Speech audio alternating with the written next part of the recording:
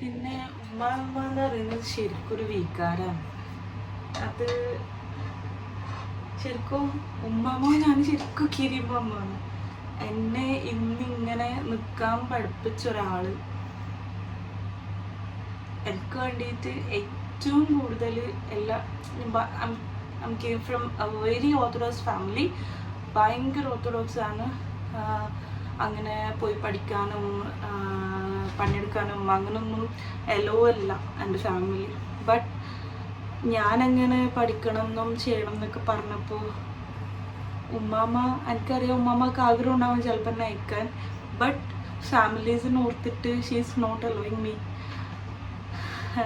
എന്നെ വിട്ടിട്ടൊന്നും ഉണ്ടായിരുന്നില്ല. ഞാൻ എൻ്റെ ഇഷ്ടത്തിന് ഞാൻ പോയി പഠിച്ചപ്പോൾ, ഞാൻ ബാംഗ്ലൂർ പോയപ്പോഴൊക്കെ ഷീ ഈസ് ബിഹൈൻഡ്. എനിക്ക് വേണ്ടി ഫാമിലീസിനോട് വർത്താനം